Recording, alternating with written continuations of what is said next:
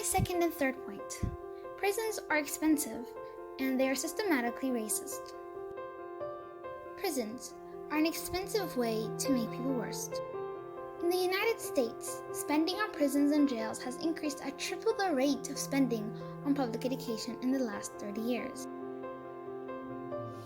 A study made by the Bureau of Justice shows that the U.S. spends more than $80 billion to keep 2.3 million people behind bars. The expense of prison isn't just a concern for the governments. Families and friends of inmates find themselves in a pinch due to the rising expense of caring for an inmate. This affects people of color the most, since they are overrepresented in the prison system. The prison system in the U.S. is riddled by racism, bias, and stereotypes.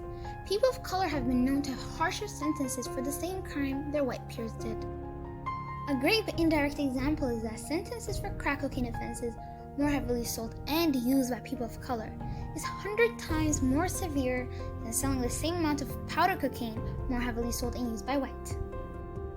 As a society, when we side with this flawed, unfair, and biased system, we are turning a blind eye to the torture, misuse of power, and abuse that occurred. We are believing in a system that rips apart families and ruins lives. We are robbing people of a second chance, a chance that can change their life to the better, a chance to become a productive member of the society, a chance that could have saved them from the clutches of darkness. At this point, we have to ask ourselves, are we making crime or are we trying to get rid of it? To conclude, I think the prison system is unnecessary and it's a model of a 200-year-old Victorian prison style. The world has changed and the prison system should follow suit.